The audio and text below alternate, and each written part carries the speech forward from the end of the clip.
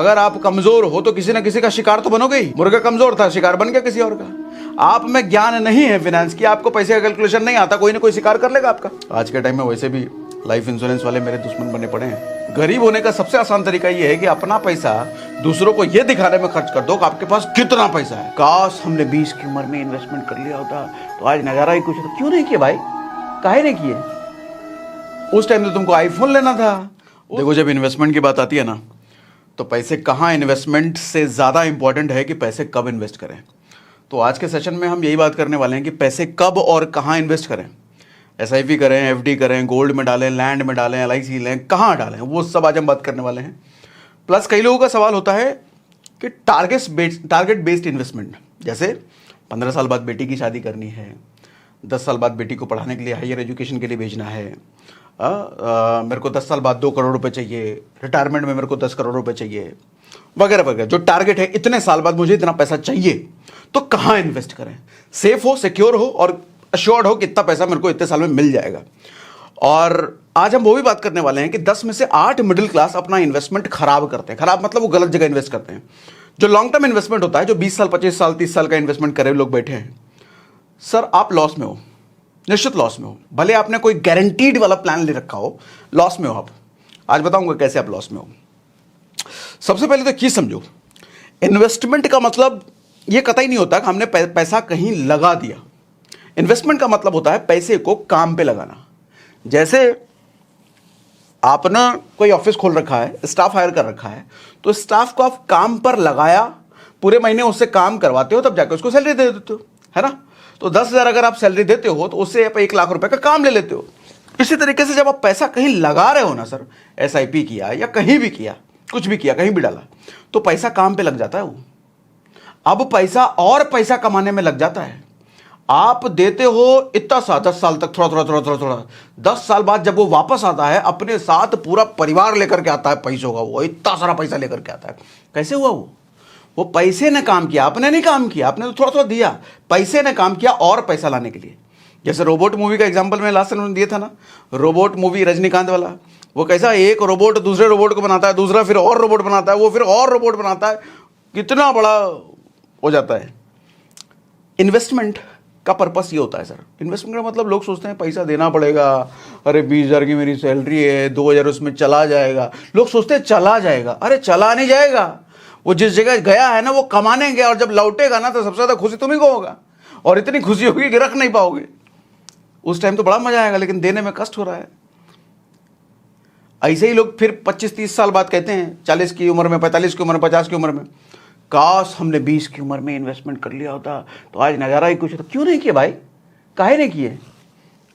उस टाइम तो तुमको आईफोन लेना था, उस टाइम तो यहाँ मोबाइल चमकाना था, जूते चमकाने थे तुमको, एडिडास के जूते पहनने थे, हैं? तो गरीब होने का सबसे आसान तरीका मालूम क्या है? अपना पैसा दूसरों को ये दिखाने में खर्च कर दो कि आपके पास कितना पैसा है। फिर से बोलता हूं, गरीब होने का सबसे आसान तरीका यह है कि अपना पैसा दूसरों को यह दिखाने में खर्च कर दो कि आपके पास कितना पैसा है। 10 साल तक लगातार यही काम करो, 11वें साल आप गरीब हो जाओगे, निश्चित गरीब हो जाओगे। और आज ज्यादातर लोग यही कर रहे हैं, दिखावे में खर्चा जा रहा है। अरे गरीब होने के लक्षण है सारे। इसीलिए कहता हूं बजटिंग करो, बजट बनाओ। देखो, खर्चे के ना पंख होते हैं, पैर नहीं होते, पंख होते हैं। ये छोटे बच्चे की तरह होता है। छोटा बच्चा ऐसे 1.5-2 साल का बच्चा घर में होता है ना, आप अगर उस पर नजर ना रखो तो कहीं भी भाग जाएगा, वो कुछ भी कर देगा, कुछ भी तोड़ फोड़ देगा, कहीं भी कुछ भी गिरा देगा। तो इसलिए गार्जियन नजर रखते हैं, अरे कहाँ गया कहाँ गया कहाँ गया, देखते रहते हैं। इसी तरीके से खर्चा होता है सर। अगर नजर नहीं रखोगे ना तो महीने क्लास में पता चलेगा, अरे इतना खर्चा हो गया, इतना खर्चा है तो हमने सोचा ही नहीं था, इस महीने बहुत खर्चा हो गया यार। नजर नहीं रखा ना तुमने। और नजर रखने का सबसे अच्छा तरीका बजटिंग, बजट बनाओ। महीने के स्टार्टिंग में पहले डिसाइड कर लो, इतना इसमें इतना पैसा, इतना पैसा, इतना पैसा।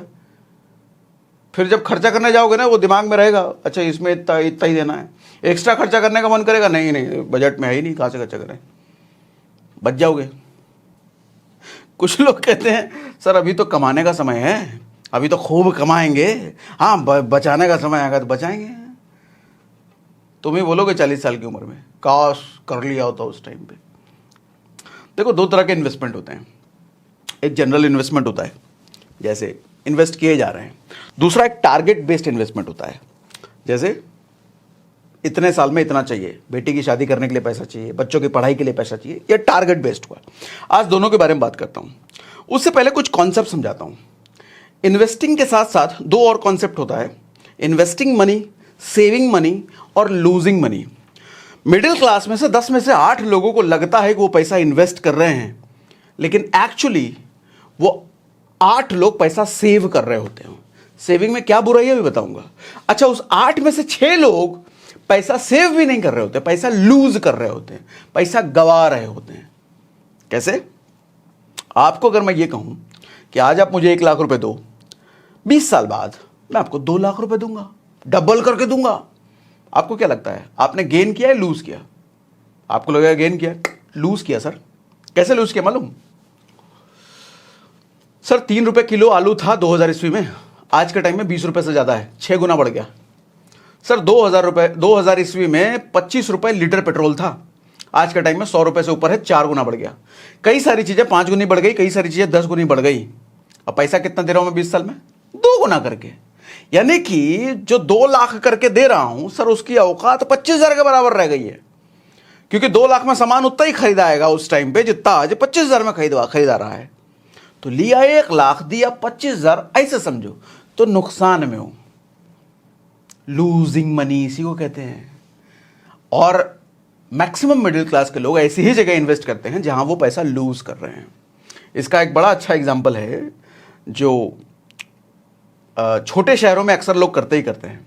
लाइफ इंश्योरेंस तो लेते हैं, लेकिन लाइफ इंश्योरेंस वो लेते हैं जिनमें सेविंग रिटर्न एसोसिएटेड होता है। 20 साल बाद, अच्छा इसीलिए वो लेते ही है लाइफ इंश्योरेंस, रिटर्न मिलेगा। अच्छा 20 साल में इतना मिल जाएगा 25। अरे लाइफ इंश्योरेंस का पर्पस होता है डेथ कवर करना, और डेथ कवर करने के पर्पस से अगर ले रहे हो तो टर्म इंश्योरेंस लो। टर्म इंश्योरेंस जरूरी है, मेडिकल इंश्योरेंस जरूरी है, हर किसी को लेना ही चाहिए। लेकिन लाइफ इंश्योरेंस आदमी लेता ही गलत नियत से, उसको रिटर्न चाहिए, इसमें ठगाते हो। सर मेरी जब पहली नौकरी लगी थी ना, तो सैलरी आने के 2 दिन पहले पापा का फ़ोन आता है, कहते तुम्हारा सैलरी कब आएगा? हमने कहा 30 तारीख को आ जाएगा पापा। तो एक काम करो, 3,000 रुपये हर महीना अब हमको भेज दिया करना, तुम्हारा हमसे LIC खुलवा रहे हैं, अब इन्वेस्टिंग शुरू करो, अब इन्वेस्टमेंट जरूरी है। उस टाइम तो अच्छा लगा, कर दिया। आज समझ में आता है सर वो लूजिंग मनी। क्यों लूजिंग मनी है?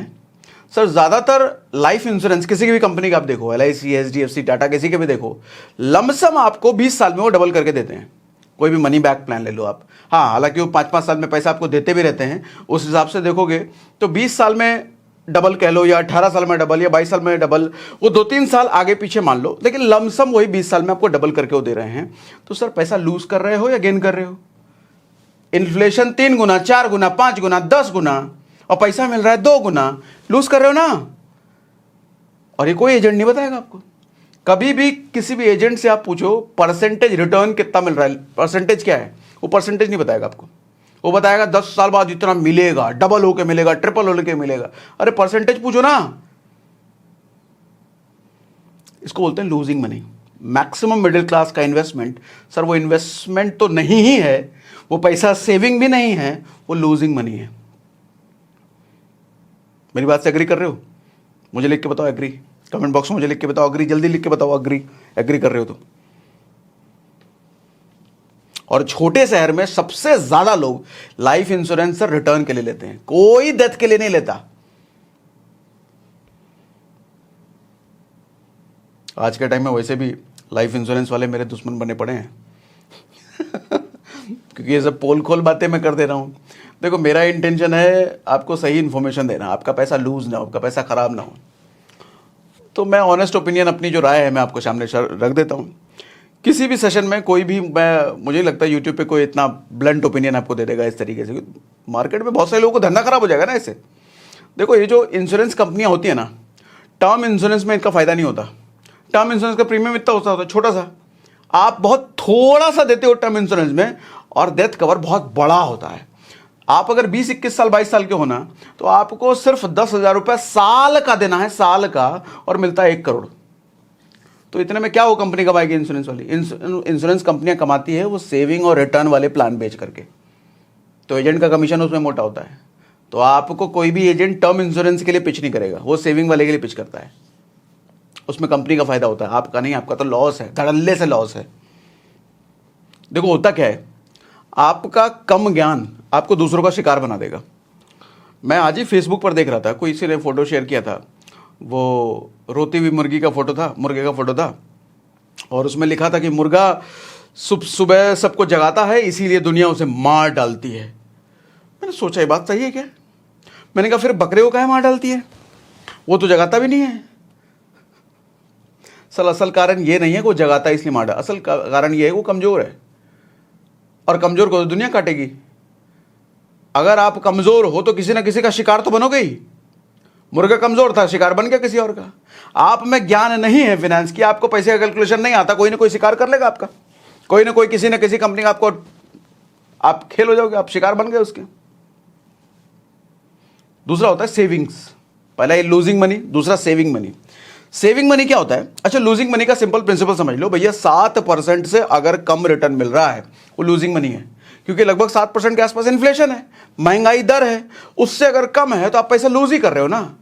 और जितने भी ये लाइफ इंश्योरेंस होते हैं सेविंग वाले, ये 5% 6% के आसपास इनका होता है, तो पैसा तो आप लूज ही कर रहे हो भैया। 20 साल में अगर डबल हो रहा है तो आपको कितना मिल रहा है? 6.5% 7%। उस 7% से यानी कम है तो आप पैसा लूज कर रहे हो। हमको अगर अच्छा बहुत सेविंग पर बताता हूं। अगर आपको चाहिए कि पैसा मेरे को सेव करना है, 7% के बराबर का अगर आपको रिटर्न मिल रहा है सर, 7% 8% के आसपास मिल रहा है, तो पैसा सेव हो रहा है, ये समझो। आपका पैसा बढ़ नहीं रहा, पैसा इन्वेस्ट नहीं हो रहा। अब ऐसी कौन कौन सी जगह है, जैसे आप आरडी करते हो, एफडी करते हो, एनपीएस में पैसा डालते हो, national pension scheme, provident fund में पैसा डालते हो, ये सब सेविंग है, इन्वेस्टमेंट नहीं है। इन्वेस्टमेंट आपको पैसा आपका बढ़ के आपको नहीं मिलने वाला, पैसा आपका जितना है उतना ही आपको मिलने वाला है, क्योंकि इन्फ्लेशन महंगाई दर के बराबर चलती है। 7% महंगाई भी, 7% का रिटर्न भी, तो ये बराबर है ना। आपको 1 लाख 10 लाख होकर के जब मिल रहा है तो सर महंगाई भी उसी हिसाब से बढ़ी है, वो 10 लाख के बराबर। तो आपका पैसा बस बचा हुआ है, जिंदा है, ये समझ लो, मरा नहीं है। लूजिंग मनी वाली कैटेगरी में आपका पैसा मर जाता है, मर्डर होकर के आपको मिलता है। सेविंग वाली कैटेगरी में आपका पैसा बस जिंदा है। इन्वेस्टिंग में पैसा और पैसा कमा करके लेके आता है आपको। इन्वेस्टिंग कौन सी कैटेगरी है वो भी बताऊंगा, कहां डालना चाहिए वो भी बताऊंगा, पहले सेविंग समझ लो थोड़ा सा। अब जैसे एफडी, आरडी, पीपीएफ, इन सब में पीपीएफ अगर आप सेविंग के ख्याल से कहीं पैसा डालना है ना, आपको जिंदा रखना है, बस पैसे को बढ़ाना नहीं, जिंदा, तो पीपीएफ सबसे बढ़िया है। पीपीएफ क्यों बढ़िया है? एक तो पूरी तरीके से ये रिस्क फ्री है, पूरी तरीके से, इसमें कोई आपका लॉस नहीं होने वाला, ठीक है। और अच्छी बात यह है कि जब आप निकालते हो ना 15 साल बाद, तो आपको इसमें टैक्स भी नहीं लगता। लेकिन दिक्कत यह है कि 15 साल से पहले निकाल नहीं सकते। 15 साल से पहले निकालना है तो भैया बहुत बहुत ताम पापड़ है इसके, कोई इमरजेंसी कंडीशन हो तभी निकाल सकते हैं, उसमें बड़े पापड़ बेलने पड़ते हैं। तो ये मान लो कि 15 साल तक पैसा आपका लॉक हो गया, बस ये एक लॉस है, बाकी ठीक है, 7% के आसपास इसमें मिल जाता है और टैक्स वैक्स नहीं लगता है इसमें। अब थर्ड कैटेगरी है इन्वेस्टिंग मनी, जहां पैसा बढ़ के मिलता है, जहां पैसा एक्चुअल में काम पे लग जाता है, जहां पैसा सच में पैसा और पैसा कमा के लगता है, जहां इन्वेस्टिंग से आप कहते हो ना, इन्वेस्टिंग से लोग करोड़पति बनते हैं, इन्वेस्टिंग से लोग करोड़पति बन गए, वो ये वाली चीज है। इन्वेस्टिंग में कौन कौन सी कैटेगरी है? एसआईपी हो गया, systematic investment plan, mutual fund में डालो, इंडेक्स फंड में डालो, ईटीएफ, निफ्टी 20 का मैंने एक सेशन करा था, गोल्ड में डालो, लैंड में डालो, ये सब रियल इन्वेस्टमेंट है जो कि आपको पैसा कमा के ला के देने वाली है। और बेसिकली देखो, सेविंग से कभी अमीर नहीं बन सकते आप, सेविंग से तो पैसा सिर्फ जिंदा रहता है आपका।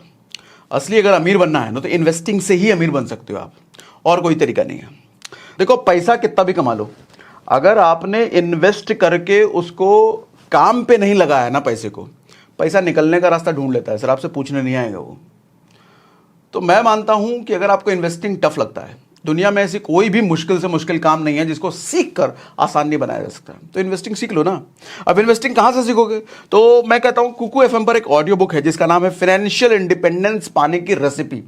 अल्टीमेट बेहतरीन बुक है, 8 लाख से ज्यादा लोगों ने कुकू एफएम पे इसको सुना है। कुकू एफएम इंडिया का लीडिंग ऑडियो शो प्लेटफॉर्म है जहां 15 लाख से ज्यादा हिंदी पेड सब्सक्राइबर्स हैं, और यहां महीने के 4200 घंटे से ज्यादा का कंटेंट हर महीने ऐड हो रहा है। और 2023 में 45 लाख घंटे का कंटेंट प्ले किया गया है, जिसमें 1.5 लाख घंटे लोगों ने डेली सुना है इसको। ऐप की रेटिंग 4.5 प्लस है। कुकू एफएम ने अब हिंदी कैटेगरी में अपने आप को बड़ा एक्सपेंड कर लिया, 10 गुना। मोटिवेशन और सेल्फ वेब में इनके पास 1000 से ज़्यादा ऑडियो बुक्स है। बिजनेस, फाइनेंस, एंटरप्रेन्योर में 300 से ज़्यादा ऑडियो बुक्स हैं इनके पास। पॉलिटिक्स, हिस्ट्री, यूपीएससी, ऑटोबायोग्राफी जैसी कैटेगरी में 300 से ज़्यादा ऑडियो बुक्स। रिलीजन में ही सिर्फ 150 से ज़्यादा है इनके पास। कुकू एफएम पहले से अब बड़ा और बेहतर हो चुका है। अगर आपने पहले ज़्यादा वाला डिस्काउंट मिस कर दिया है तो ज़्यादा आप लेट नहीं हुए। अब आपको मिल रहा है 30% डिस्काउंट पहले महीने के मंथली सब्सक्रिप्शन पर। मतलब 99 आपको पे नहीं करना, सिर्फ 69 पे करना होगा अगर आपने मेरा SRS30 कूपन कोड इस्तेमाल कर लिया तो। डिस्काउंट कोड और ऐप डाउनलोड करने का लिंक मैंने डिस्क्रिप्शन और कमेंट बॉक्स में पिन कर दिया है। और मैं कहता हूं इन्वेस्टिंग अगर देखो आपको सीखना ही है तो मेरी एक ऑल टाइम बुक है जो मैंने लास्ट सेशन में बात करी थी, 7 मनी रूल्स फॉर लाइफ। इस ऑडियो बुक को नहीं सुना तो आज सोने से पहले जरूर सुन लेना। और आज के समय में जहां हर किसी के पास समय का अभाव है ना, मैं कहता हूं ऑडियो बुक सुनने का अभाव तो नहीं है। तो क्वेश्चन अब आता है कि क्या हमें सिर्फ इन्वेस्टिंग करनी है, सेविंग नहीं करनी है? मैं कहूंगा ऐसा नहीं है। सेविंग भी करनी है, पर्पस अलग है। इन्वेस्टिंग भी करनी है, उसका पर्पस अलग है। क्या पर्पस है समझाता हूं। कुछ सिनेरियोज आपके लिए लेकर के आया हूं। जैसे सिनेरियो 1, मान लो अभी से 1 साल बाद आपको 1.20 सवा लाख की कोई बाइक खरीदनी है, अभी से 1 साल बाद। इसको आप कुछ भी समझ लेना, गाड़ी वाड़ी कुछ भी। तो ऐसे में क्या करोगे? SIP करोगे ना। ऐसे में क्या करोगे? PPF करोगे ना। ऐसे में आपको सर करना चाहिए RD, रिकरिंग डिपॉजिट। हर महीने 10,000 सेव करो। सेव करके कहां डालो? रिकरिंग डिपॉजिट में डालो। 6% के हिसाब से अगर आपका रिटर्न है तो सर 1.24 आपको रिटर्न मिलेगा 1 साल बाद। उससे बाइक खरीद लेना जा करके, थोड़ा पैसा ही बढ़ गया। यहां पर SIP से भी नहीं कर सकते आप, क्योंकि भरोसा नहीं ना। SIP जब 1 साल बाद आपका मैच्योर हो रहा होगा तो उसमें आप मार्केट सिचुएशन क्या होगी? नेगेटिव हुई तो। अब 2020 में अचानक से मार्केट धड़ाम से गिरा था कोरोना की वजह से। उस टाइम अगर किसी ने सोच रखा होगा कि 2020 में मुझे पैसा निकालना है, सर पैसा क्या निकालेगा? पैसा तो डूबा हुआ है उस टाइम पे। लेकिन क्या परमानेंट डूब गया? नो। लेकिन मार्केट ने फिर से बाउंस बैक किया। देखो, स्टॉक मार्केट एक ऐसी जगह है ना जहां अल्टीमेटली आपको जाना मार्केट को ऊपर ही है, ग्रोथ ही होना है। लेकिन वो ग्रोथ बिल्कुल ऐसे नहीं होता। वो ग्रोथ ऐसे ऐसे ऐसे गिरते बजड़ते वो ऊपर की तरफ जाता है। लेकिन गिरते बजड़ते के टाइम में क्या पता आपने निकालने की प्लानिंग कर रखी होगी तो गड़बड़ हो जाएगा ना। इसलिए SIP कोई फिक्स्ड डेट तक के लिए नहीं हो सकता। जैसे एक और सिचुएशन लो, सिनेरियो नंबर 2। अभी से ठीक 15 साल बाद आप कहते हो बेटी की शादी करने के लिए पैसा चाहिए, तो मैं कहूंगा यहां पे PPF करो, प्रोविडेंट फंड में डालिए पैसा। अब आप कहोगे PPF में सर 7% बताया, वो तो इन्फ्लेशन के बराबर, कहाँ क्या रिटर्न मिलेगा? सर यहां पे मैं SIP इसलिए आपको नहीं कह सकता कि अगेन ये कोरोना वाली सिचुएशन, 15 साल, ठीक 15 साल बाद आपको पैसा चाहिए, 15वें 16वें साल के आसपास। उस टाइम पे मार्केट्स की सिचुएशन क्या होगी किसी को नहीं पता। लेकिन आपको सिक्योर्ड मनी, गारंटीड मनी चाहिए, आपका पैसा डूबे ना उस टाइम पे। PPF से अच्छा ऑप्शन नहीं है उस टाइम पे। तो यहां पे आपको PPF करना चाहिए। आप कहते हो मुझे 15 साल बाद इस चीज के लिए पैसा चाहिए, 20 साल बाद इस चीज के लिए पैसा चाहिए, सर वहां पर PPF ही चाहिए। ठीक है, SIP यहां पे क्यों नहीं कर सकते मैंने आपको बताया। सिनेरियो 3 जैसे लो आप, 15 से 20 साल बाद आप कहते हो मुझे 1 करोड़ रुपए चाहिए, 15 से 20 साल बाद। अब 1 करोड़ क्यों चाहिए? मेरे को करोड़पति बनना है। तो करोड़पति बनने का ऐसा नहीं कि ठीक 15वें साल पे चाहिए, 16वें साल पे चाहिए, 18वें हो सकता है, 20वें हो सकता है, 25वें भी हुआ तो कोई दिक्कत नहीं है। तो ऐसे में SIP is the best option. यहां पे PPF बेवकूफ़ी है, यहां पे FD बेवकूफ़ी है, RD बेवकूफ़ी है, कोई भी दूसरा इन्वेस्टिंग बेवकूफ़ी है। Sir SIP is the best investment, क्योंकि SIP जो आपको देता है लॉन्ग टर्म में 15% के आसपास आप इसका मान सकते हो। क्योंकि आप अगर निफ्टी 50 का ग्राफ देखो, गूगल में डालो निफ्टी 50, आपके सामने जो ग्राफ आ रहा है 2000 में देखना जितनी कीमत है निफ्टी 50 इंडेक्स के शेयर की, और आज के टाइम पे लगभग 1000, आज के टाइम पे 18,000 बन चुका है। तो ये 15% से ज़्यादा का कंपाउंडिंग रिटर्न है एनुअली। तो 15% के हिसाब से बहुत बढ़िया मिल रहा है फिर तो। और आपको उधर 7%, आधे से भी बहुत कम। अब आप अगर SIP में 5,000 पर मंथ डालते हो और 20 साल के लिए डालते हो तो सर 75 लाख रुपए मिलता है आपको, 75 लाख रुपए। और यही 5,000 महीने को अगर आपने कंटिन्यू रख दिया 40 साल तक, सर ये फिर 15 करोड़ क्रॉस कर जाता है, 15 करोड़। तो SIP से अच्छा कुछ तो है ही नहीं लॉन्ग टर्म में। अगर आपका बिल्कुल सर्टेन डेट नहीं है कि 15वें साल में चाहिए, 16वें साल में चाहिए। अगर आप फ्लेक्सिबल हो तो एसआईपी से अच्छा कुछ नहीं है। एसआईपी कहाँ करना है, डिस्क्रिप्शन में मैंने लिंक दे रखा है आपको एंजल ब्रोकिंग का, तो आप एंजल ब्रोकिंग को डाउनलोड करके, फ्री है, डाउनलोड करके वहाँ पे आप कर सकते हो। सिनेरियो 4 लिख लेते हैं। कहीं से आपके पास 10 लाख रुपए आ गया। बहुत सारे लोग कंपनी पूछते हैं सर मेरे पास कहीं से 50 लाख आया है, कहीं से 10 लाख आया है, कहाँ डालूं? तो लो इसका भी जवाब देता हूं। तो ऐसे में सर ईटीएफ में डाल दो, निफ्टी 20 में डाल दो। निफ्टी 20 ईटीएफ तो कई सारे हैं, निफ्टी 20 इसलिए कि इसमें लिक्विडिटी अच्छी है, कभी भी बेच कभी भी खरीद सकते हो, आपकी फ्रीडम है, तो इसलिए निफ्टी 20 मैंने रिकमेंड किया था। और निफ्टी 20 क्या है, इंडेक्स का रिप्रेजेंटेशन है, निफ्टी 50 का रिप्रेजेंटेशन है। तो जैसा मैंने बताया stock market at the end ऊपर ही जाना है, बढ़ना ही है। हाँ ऊपर नीचे जरूर होगा, बढ़ना ही है। तो एट द एंड 15-20 साल अगर आप आराम से हो, पैसे मेरे को चाहिए, तो इससे बढ़िया कुछ नहीं है इन्वेस्टमेंट। ठीक है, समय लगेगा लेकिन जाएगा ये ऊपर ही। अब आपके पास अगर मोटा पैसा आया है तो यहाँ पे जमीन लेने का भी अच्छा ऑप्शन है, जमीन में भी इन्वेस्ट कर सकते हो। लेकिन जमीन में एक चीज सबसे इंपॉर्टेंट है भैया, लोकेशन। किस जगह पर आप इन्वेस्ट कर रहे हो वो सबसे इंपॉर्टेंट है। जंगल में जाकर पैसा मत लगा देना, पता चले 20 साल हो गया उतना का उतना ही कीमत है, बढ़ ही नहीं रहा। लोकेशन मोस्ट इंपॉर्टेंट है। अब कोई ऐसी लोकेशन जहां पर पता चले कोई गवर्नमेंट का कोई प्रोजेक्ट आ गया, टाटा ने कोई प्रोजेक्ट शुरू कर रहा है, या कोई भी बड़ी कंपनी एयरपोर्ट बन रहा है, फिर आपके जमीन की कीमत 10 साल में पता चले 10 गुना के 20 गुना, हो सकता है 100 गुनी हो जाए। होता है ऐसे, कितनों के हुए हैं। लोकेशन इंपॉर्टेंट है। गोल्ड भी एक अच्छा ऑप्शन है लेकिन उतना अच्छा नहीं है। ठीक है, और शॉप खरीदना भी एक अच्छा ऑप्शन है। शॉप तो आपको भैया रेगुलर इनकम भी देने लग जाएगा। आप एक वीडियो मैंने बना रखा है कि लोन लेकर के कैसे अमीर हो, आपने सर्च करना लोन लेकर के अमीर, ऐसे कुछ डालोगे तो आपको शायद मिल जाए। उसमें मैंने शॉप लेकर के कैसे आप अमीर बन सकते हो, और शॉप वो भी लोन पर लेकर के, बैंक से लोन पर लेकर कैसे आप अमीर बन सकते हो, डिटेल में मैंने समझाया है उसमें। ठीक है, माफ़ी चाहूँगा, थोड़ा मुझे अभी इधर थोड़ा सा हो गया है अंदर, तो कई बार क्लियर वर्ड नहीं निकल पा रहा होगा।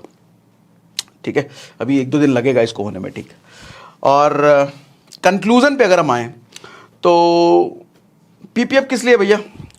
पीपीएफ है best way to save money, invest नहीं, सेव। अगर आपको पैसा सेव करना है वो भी लॉन्ग टर्म में, शॉर्ट टर्म में, लॉन्ग टर्म में, तो पीपीएफ सबसे बढ़िया है। एसआईपी किस लिए है? Sir best way to invest money, invest मतलब पैसा और पैसा कमा के लाएगा, इससे बढ़िया कुछ नहीं है लॉन्ग टर्म में। अच्छा, आरडी रिकरिंग डिपॉजिट किस लिए? Sir best way to save money in short term, जैसे 1 साल के लिए कुछ चाहिए, 2 साल बाद कुछ खरीदना है, शॉर्ट टर्म के लिए। और शॉर्ट टर्म में इन्वेस्टमेंट कुछ नहीं, इन्वेस्टमेंट होता ही लॉन्ग टर्म के लिए, क्योंकि इन्वेस्टमेंट का जादू, इन्वेस्टमेंट का मजा कंपाउंडिंग में है सर। वो 100 रुपए देकर के 1 करोड़ का रिटर्न मिलता है ना, वो कंपाउंडिंग की वजह से होता है, और कंपाउंडिंग लॉन्ग टर्म का खेल है, शॉर्ट टर्म में कभी हो ही नहीं सकता। तो शॉर्ट टर्म में इन्वेस्टमेंट कुछ नहीं है। ठीक है, अब एक सवाल और, लोग पूछते हैं सर कितना इन्वेस्ट करें अपनी इनकम का? तो मैं कहता हूं सर 80-20 का रूल अपना लो। आपकी जो इनकम है 80% पैसा आपकी नीड और वांट में खर्च करो, 20% पैसा अपना इन्वेस्टिंग में डालो। अच्छा, नीड और वांट में एक चीज मैं मेंशन कर दूं, आप life insurance, term insurance, medical insurance आपकी नीड और वांट में रखना, वो इन्वेस्टमेंट नहीं है, क्योंकि वो कुछ कमा के आपको नहीं दे रही है। ठीक है, अब जो 20% है, मैं कहता हूं उस 20%, एग्जाम्पल समझा देता हूं। मान लो आप कहते हो 20,000 रुपये सैलरी है, तो 20,000 रुपये की सैलरी में 10% कितना हुआ? 2,000 रुपये।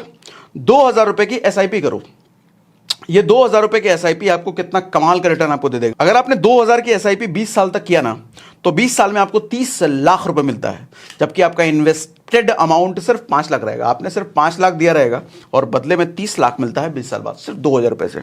और इसी 2,000 रुपये को अगर आपने कंटिन्यू रखा भैया 40 साल तक, तब आपको 6 करोड़ रुपए से ज्यादा मिलता है, 6 करोड़ रुपए से ज्यादा। ठीक है, तो 10% अपनी इनकम का डालो एसआईपी में। एसआईपी किसी भी कर सकते हो, म्यूचुअल फंड में कर लो, इंडेक्स फंड में कर लो, किसी में भी कर लो। और मैं कहता हूं 2 आरडी करवाओ, 2 आरडी। अब 20,000 की सैलरी के हिसाब से अगर बताएं तो 1,000 रुपए की आरडी एक करो और 1,000 रुपए की आरडी दूसरा करो। कारण क्या है? 1,000 रुपए की आरडी करो भैया अपने इमरजेंसी फंड के लिए, कभी कुछ जरूरत पड़ गया, कभी कुछ अचानक से मेडिकल या किसी भी तरह की किसी को लेना देने का जरूरत पड़ गया, उसके लिए रखो आरडी एक। ठीक है, 6% के हिसाब से अगर आप इमरजेंसी फंड की उसको कह लो, 6% के अगर आप हिसाब से करते हो तो 10 साल में आपको ये 1.6 लाख बन जाएगा, सिर्फ 10 साल में। ठीक है, और एक आरडी आप इसके लिए रखो कि मार्केट जब भी डाउन हो ना, स्टॉक मार्केट जब भी डाउन हो, या कुछ अच्छे शेयर पर आपकी नज़र है, जैसे अच्छे शेयर जैसे टाइटन के शेयर हो गए अच्छे शेयर, डी मार्ट का शेयर हो गया या इन्फोसिस का शेयर हो गया, ऐसे कुछ अच्छे शेयर पर अगर आपकी नज़र है और आप हफ्ते में एक बार ऑब्जर्व करते हो, जब भी वो गिरे खरीद लो, जब भी वो गिरे पैसा उसमें डाल दो, रिकरिंग डिपॉजिट तोड़ो और उसमें डाल दो, 2 रिकरिंग डिपॉजिट, ठीक है, क्योंकि लॉन्ग टर्म में वो अच्छा रिटर्न आपको दे देंगे, ठीक है। तो कितना इन्वेस्टमेंट करना है ये मैंने आपको समझा दिया। 80-20 का प्रिंसिपल याद रखो भैया, 20% आपको टोटल आपको इन्वेस्टमेंट करना ही करना है। आपका इनकम जैसे जैसे बढ़ता चला जाए, 20% को 30 करो, 40 करो, कोशिश करो कि आप आने वाले 2-3 सालों में या 5 साल में 50-50 कर दो, 50% आपके खर्चे, 50% इन्वेस्टमेंट, फिर तो मजा ही आ जाएगा भैया, फिर तो मजा ही आ जाएगा, ठीक है। इनकम को बड़े करो सर। स्टॉक मार्केट से लोग डरते हैं, स्टॉक मार्केट सीखो, और मेरे से अगर सीखना चाहते हो तो मुझे बताओ कमेंट बॉक्स में, मैं आपको सिखा सकता हूँ स्टॉक मार्केट। लोग ऐसे हैं कि भैया अगर टीसीएस में नौकरी लग जाए ना तो पूरा परिवार मिठाई बांटता है, टीसीएस में नौकरी पर लग गई, वही टीसीएस का शेयर खरीदने की बात जहां आई, नहीं स्टॉक मार्केट तो गंदा है, स्टॉक मार्केट तो बात है। सर टीसीएस का शेयर लेने का मतलब है कि टीसीएस में मालिकाना हक आपने खरीद लिया, यह मतलब होता है, ठीक है। और कुकू एफएम डाउनलोड करने का लिंक मैंने दे रखा है डिस्क्रिप्शन में, कमेंट बॉक्स में पिन कर रखा है, डाउनलोड कर सकते हैं आप, SRS 30 कोड इस्तेमाल कर लेना। मैं तो कहता हूँ देखो, किताबी ज्ञान स्कूल कॉलेज के ज़्यादा पढ़ाई लिखाई करने से अच्छा है ना, पैसों का ज्ञान लेना शुरू करो सर, पैसों के बारे में पढ़ना शुरू करो, पैसा कमाने और पैसा इन्वेस्टिंग के बारे में करना शुरू करो, वो सबसे बढ़िया है। क्योंकि आप दुनिया के टॉप 10 रिचेस्ट पर्सन को आप देखो ना, तो कोई भी अपने क्लास में टॉपर नहीं है, ना कोई कॉलेज टॉपर है ना स्कूल टॉपर है, लेकिन सबके सब आज जिंदगी में टॉपर है। तो पैसे का ज्ञान लो सर, इससे बढ़िया कुछ नहीं। पैसा कमाना कैसे है और पैसे को सही जगह इन्वेस्ट कैसे करना, फिर तो मजे ही मजे हैं।